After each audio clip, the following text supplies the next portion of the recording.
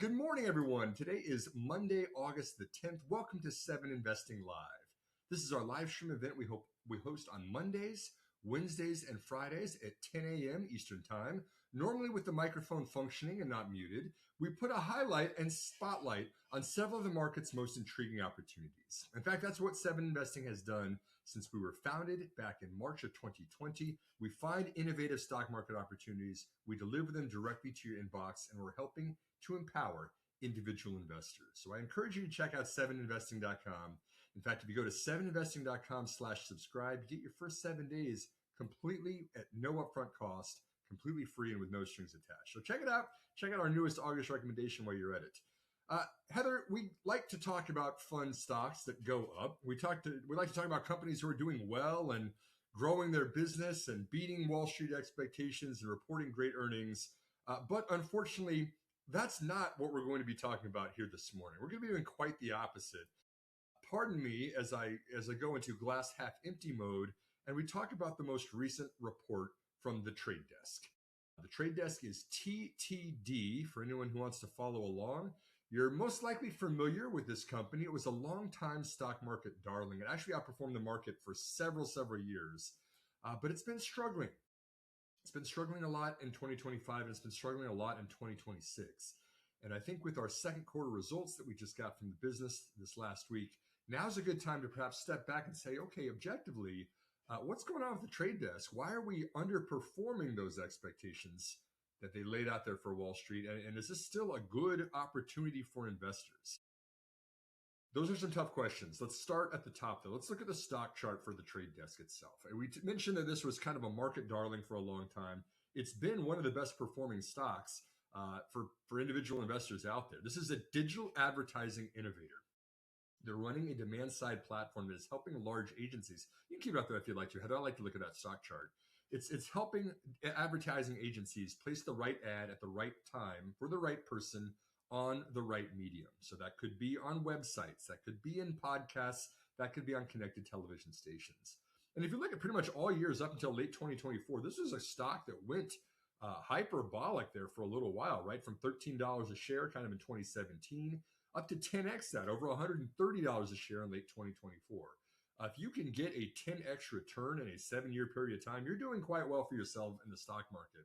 And the trade desk just continued to outperform expectations each and every quarter and outperform its top line growth. But if you look at what's happened here in 2025 and in 2026, we've reverted all the way back to those 2017 levels.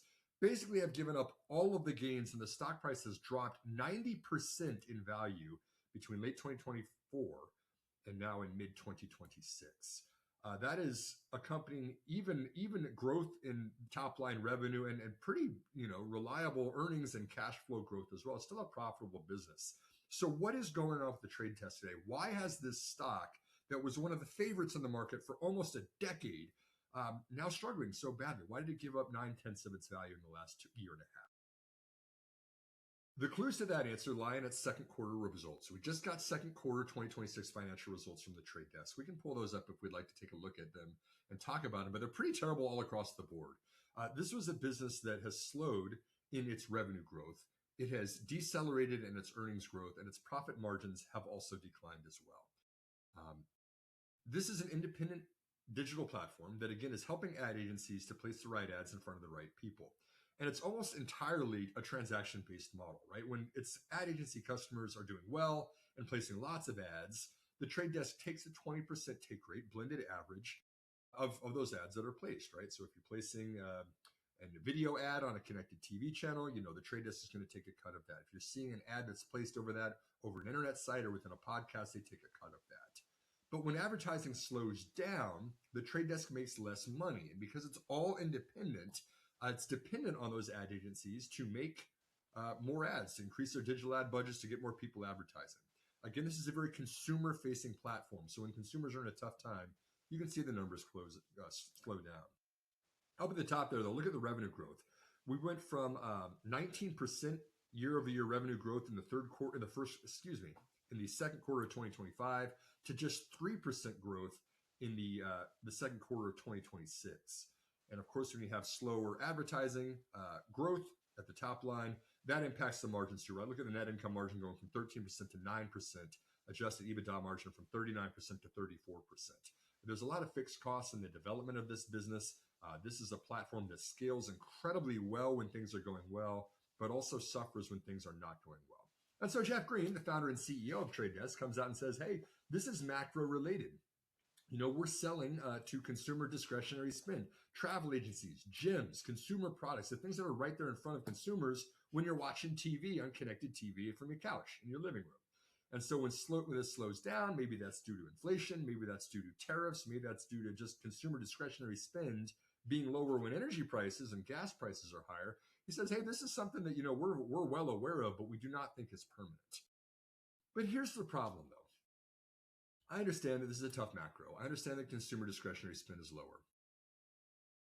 But the Trade Desk, after hitting earnings estimates for 8 straight years, every single quarter for 32 quarters in a row, missed last first quarter of 2025. This is the first time they had missed in 8 years. And now we're in the second quarter of 2026, and they've missed those same estimates again for the past 2 quarters in a row. There needs to be better guidance with the street if you're going to miss 2 quarters in a row like this. There's a lot of uncertainty from Wall Street and a loss of credibility from Jeff Green, who used to always beat and raise every single quarter. Now we're in the opposite. We're seeing a miss on earnings and revenue that was expected by Wall Street, and it's causing a lot of uncertainty. And I think that when there's uncertainty for an innovative, smaller company like this, that's the worst thing that can happen. And that's why a lot of these funds have pulled their stakes. They're saying, we're out. If you can figure this out, that's great. But you're not going to keep us on board if you're only showing 3% revenue growth. The other problem was the guidance. They also came out and said with their upcoming third quarter, they issued revenue guidance that would actually decline in year-over-year revenue growth. That's the first time in a long time we've ever seen the Trade Desk reporting negative year-over-year revenue guidance. Perhaps they're just sandbagging. Perhaps they're just setting the bar as low as they possibly can here because they don't want to miss again for a third quarter. But it doesn't look good when you missed expectations for 2 quarters in a row and you also got an issue very, very conservative third quarter guidance coming out. Another thing that happened that I think that is a big problem with what's going on is the Trade Desk serves the largest ad agency customers. They want to go out there and go after the agencies that are working with large consumer-facing brands, get very, very large campaigns and good budgets, and then work with these higher priced clients because they're going to be able to do a lot of things that other agencies cannot. Agencies cannot do with other DSPs. Worked in their favor for more than a decade. But back in March, we got a little bit of a rumbling, a little bit of a kind of a spat between the Trade Desk and one of its largest customers called Publicis. Publicis, if you are French, this is one of the large advertising agencies out of France. And they came out and they realized this was not something that was publicly disclosed. It was from a memo that was kind of being sent around internally. But we saw there was a feud going on between the pricing that the Trade Desk was charging to Publicis. The Publicis actually did an audit on the fees they were being charged, especially for some of the AI-related products that the Trade Desk was charging them for, that they thought that they shouldn't be charged for. And then even worse, they thought they should be charging their clients for on their own behalf. This is a bigger picture, longer term issue that the Trade Desk is going to have to address in a way that builds credibility and faith with Wall Street. Because when you have very, very large ad agency clients, the Trade Desk can do some incredible things. It's got all these variables and all these inputs it can use. It can unleash its AI on making sure the campaigns are being run very efficiently and that you're getting a really, really good return on your ad spend. But sometimes when you're going out there and doing disruptive things to an industry that is $1 trillion in addressable market size, it makes sense that the largest customers don't want to lose their own income stream that they're charging to their advertising clients. They don't want to be displaced by AI. They don't want the Trade Desk to automate a lot of the roles that they're having as well. And there's been kind of this dance between what is the role of the Trade Desk to improve the overall return on ad spend. You want that if you're an ad agency, but then you don't want the Trade Desk completely replacing you and charging fees that you certainly were not aware of what you were being charged before. And so this finally got settled out. The terms were not disclosed, but they did reveal that they actually settled this disagreement here within the past month. But I feel like it's left a black eye in the relationship, and it's introduced new questions of how should the Trade Desk be charging its clients. What are the fees that are being packaged in there? Are other large clients going to start doing audits like this as well? And most importantly for us as investors, can the trade desk continue to capture a 20% take rate going forward? The take rate being the percentage of the overall advertising spend that goes across their platform that is taken, that is captured by the trade desk as its own company revenue. 20% is very high, especially for a transaction-based model like this. We've been typically used to seeing this in reservations for hotels and airlines and online travel agencies being closer to 13 to 15%. 20% for advertising showed that the trade desk was leaps and bounds ahead of its own competition and able to justify those prices. I think personally the take rate is going to be coming down, and we're going to be looking at that a lot more going forward in future quarters. We have another problem. Houston, we have a second problem this time. The second problem is not just the take rates and the deal with Publicis finally putting some transparency on some untransparent practices and pricing, but you've got a really large competitor coming in whose name is Amazon. And by the way, the most terrifying thing you can possibly hear if you're the CEO of a smaller company is Amazon is now competing against us. And Amazon does now have its own DSP that's launching, that's competing head-to-head against the trade desk. Here's a review. This is some third-party research. This is not 7investing's research, but I do really like the comparison of what the trade desk is offering for their DSP versus what Amazon offers in their own DSP, right? So first of all, Amazon has got a ton of ad inventory out there, right? Amazon Prime, all the channels that Amazon's got on its own, its own video channels, on its own advertising within its own platform, within, of course, the Amazon e-commerce site itself. You've got a lot of kind of behind the walled garden stuff that's just part of their own ecosystem. But they're starting to open a lot of that up now too, so you can be an independent DSP.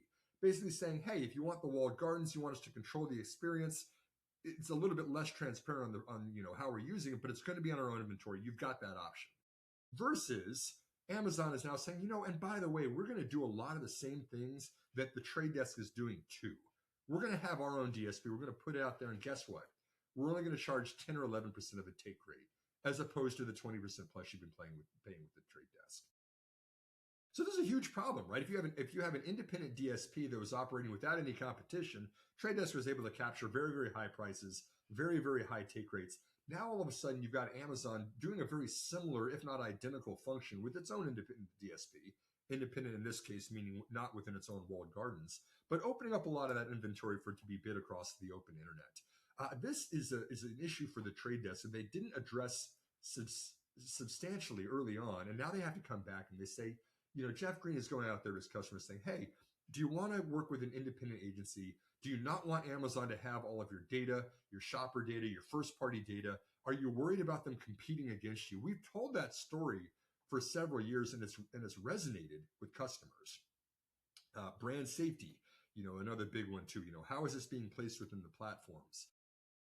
But I think that really the metric that matters more if you are a large agency is what is your return on ad spend?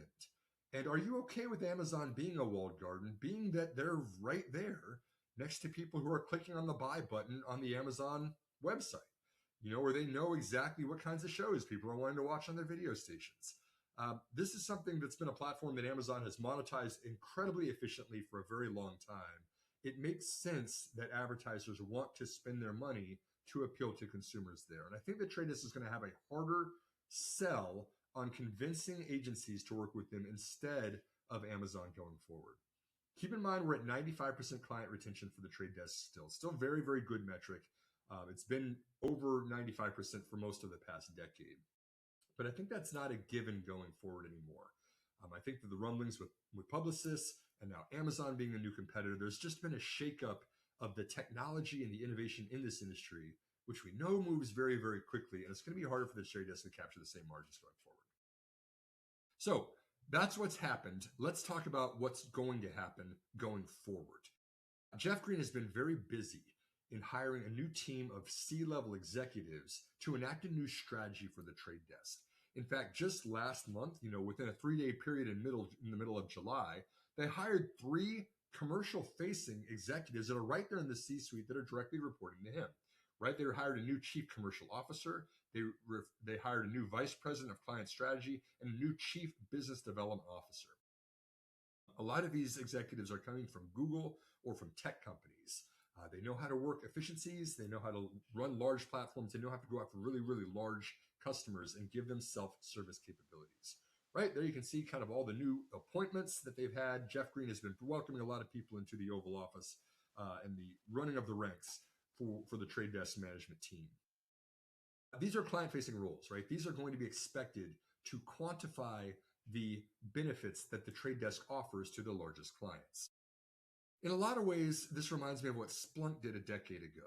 They would go out there and they'd send teams to customers, large customers, and they would basically just relentlessly quantify the ROI of their platform. They say, hey, if you work with us, this is the kind of returns you're going to see for yourself. This is the type of revenue you're going to see as a benefit from working with our platform.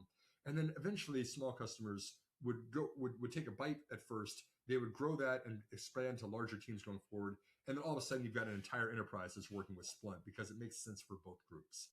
I think that's the playbook that Jeff Green wants to work here. I think that's why he's going out there and hiring tech executives and putting them into customer-facing, client-facing roles. If this works, it's going to be great. The trade desk is big enough now that it can go after those really large customers that might be working with Amazon, that might be working, independently. You want to go out there and quantify for ad agencies, hey, look how much money you can make if you're working with us versus if you go at this on your own. But if they don't, this is a lot of money they're spending, and they only reported 3% revenue growth last quarter and are predicting a decline in revenue for the third quarter. You got to do better than that. Jeff Green, I admire him going out there and seeing that things are wrong. He says he's got a handle on what's going on. He's bringing in a brand new team, some new blood to actually push this business forward. But there's still a lot of uncertainty right now. There's no guarantees, even with the new team, that this is going to work. And keep in mind, Jeff Green is a disruptive guy, right? He's going out there and going to be rattling the cages in a lot of ways and shaking up this industry. He might not see eye to eye with these new C-level executives. If we see some of them jumping right back out or saying, hey, this just wasn't the job that I thought it was going to be, could be a red flag that Jeff does not have the same pulse on this industry as we've known that he's had for over a decade. So let's conclude this, and then I'm going to open it up for some questions, either from the live audience or Heather, if you have questions about this as well. But let's look at the valuation, right? The trade desk, if we look back at that stock chart again, is now back to $13 a share. Again, a 7-year low. The market cap of $6 billion is basically the lowest that we've seen since 2018, excuse me.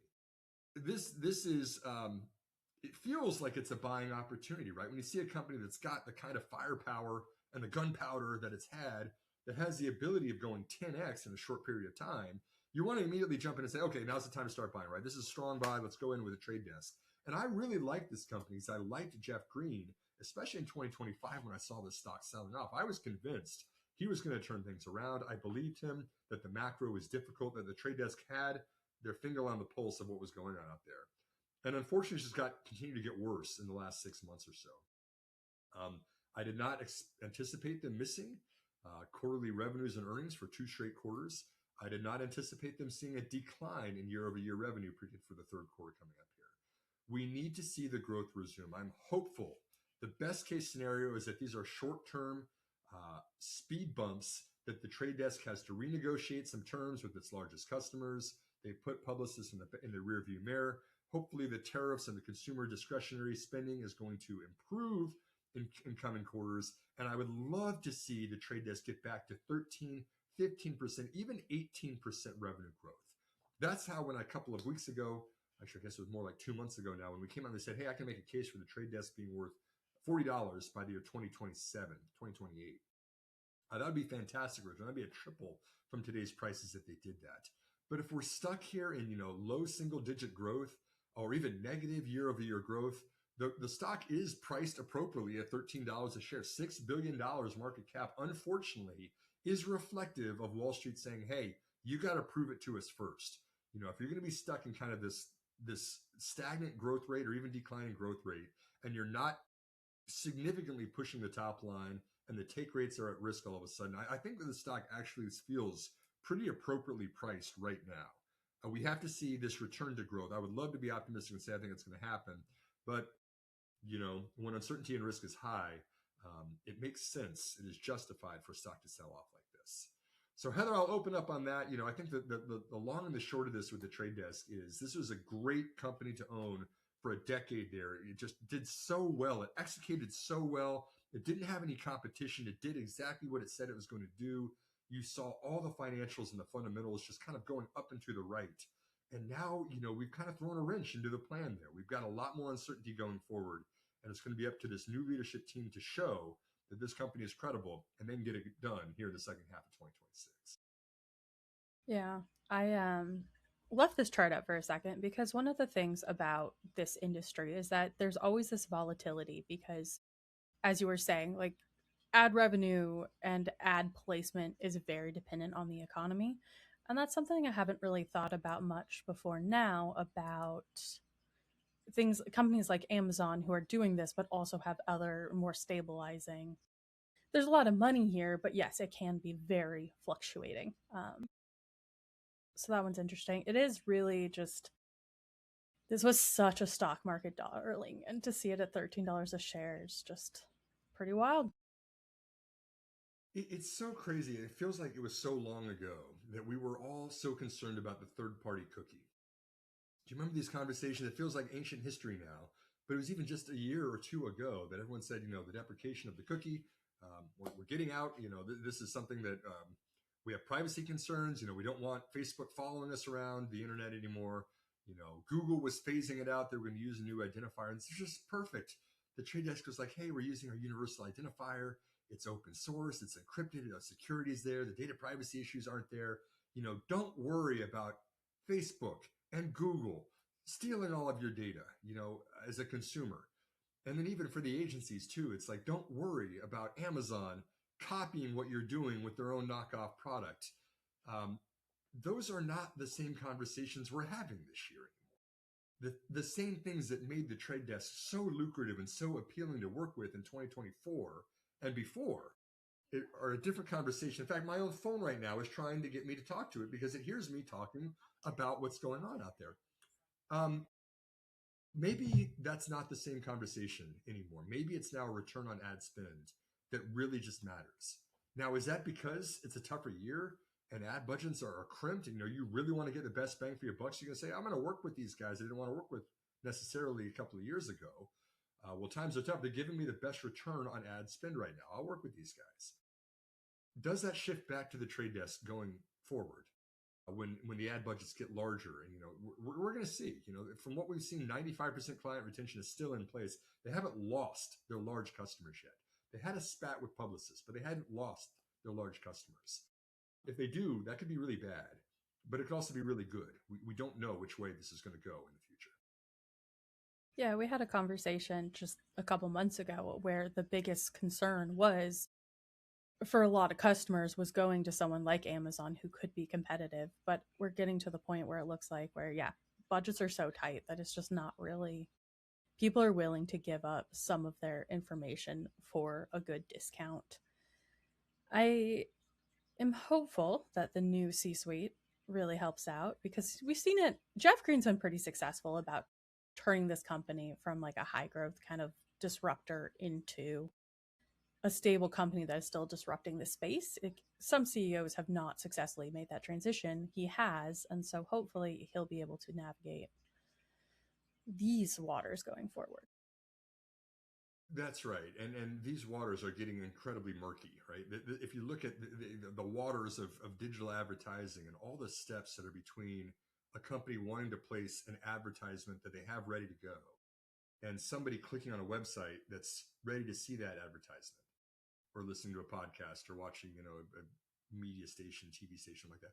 There are so many middlemen between those 2 points, so that for every dollar of ad spend being borne by the advertiser, only about 55 cents of it is actually getting to the placement of the ad in front of the customer, right? There's this interwoven platform of exchanges and supply side partners, and then demand side partners, and then the data analytics in the middle. It's like it's scraping out so much waste and in this entirely complex digital advertising spend. And you would, what's happening is exactly what you would expect is happening, is you're kind of nudging out the unnecessary parts of this toll booths, right? You don't need that many players the most inefficient players are getting nudged out. And that's why you see companies in this space going bankrupt all the time or getting acquired all the time.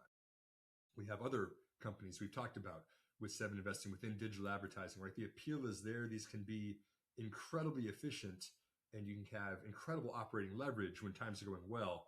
But when times are not going well, or like the industry turns on you, you're just not able to compete because this is a fast moving industry as it is, you get nudged out.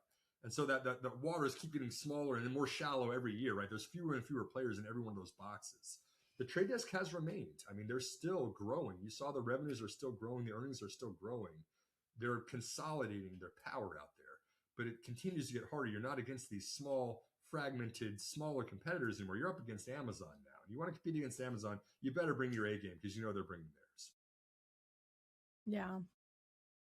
And then finally, because we're running low on time, last time we talked about Trade Desk, we talked about their kind of disruptive AI new system. How is that going? Have we seen any results from that?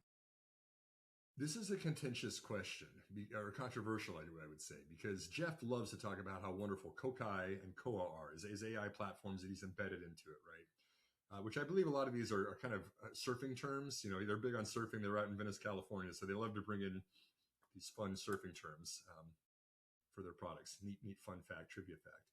He loves them. He always talks about how wonderful they are. But, you know, if you actually talk with an advertising agency executive, which I have, you know, a lot of them say it's very expensive, right? It's been the best in class for a long time.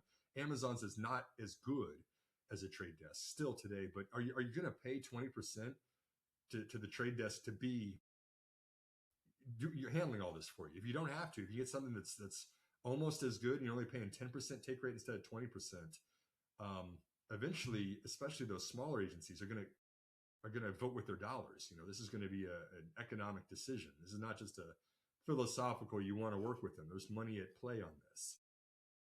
And so, you know, to the question of, you know, is the AI working? Yeah, it's working. You know, from as I understand it, it's still best in class, at least for what it's doing out there. But I think it's getting harder. And I think maybe there's the delta, the gap is getting smaller from where they used to be 5 years ago. Gotcha. That makes sense. Yeah, I mean, especially in this economy,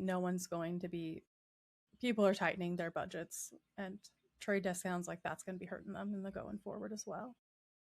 Yeah, and the analytics too, right? So much of this was the analytics. It was so good to have a platform to keep all the analytics and all the angles that you had before. With AI now, it's almost like that's becoming less important, right? It's just going to work, and AI is going to tell you the numbers. You can ask in a command prompt what went well and what went poorly for free, and it'll tell you these things that used to be kind of buried within these silos of these data. Just a different world we're in now, and you know, unfortunately, Trade Desk is one of those companies that disrupted the industry, but has now got a lot more competition. Things are a lot harder. Yeah, you don't really need those back end dashboards anymore because you can build one in an afternoon. Absolutely. So that's a Trade Desk. You know, we'll wind it up there. I want to close out the program here at the 30 minutes past the hour. TTD, if you want to follow along the Trade Desk. You can also follow our coverage of this company at 7investing.com/TTD. And you can even go back there and see some of our previous reports on the company. We've tracked along pretty well with what was going right with the Trade Desk and objectively what's not going right, even back into the beginning of 2025. We pointed those metrics out. A couple of red flags have certainly emerged, but I tend to like Jeff Green going forward. We've brought it on this show. You know, we called out a lot of things that they haven't been doing very well here, especially from the fundamentals perspective. I still like this innovator of the industry. I still like Jeff. I still like what he's doing out there. It's going to be real interesting to see what this new team enacts here within the next quarter or two. They know that the fire has been lit and they've got to make some changes. This is a very busy week.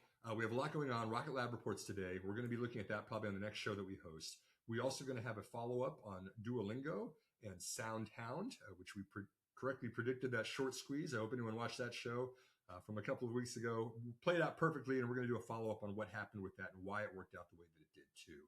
And then we'll probably hit a couple more earnings coming up here. There's been a flurry of activity for the good and for the bad. Unfortunately, for the Trade Desk, it was on the glass half empty side of that. But a lot coming up. I hope that you have a wonderful Monday today, and we'll see you later this week. Have a great day.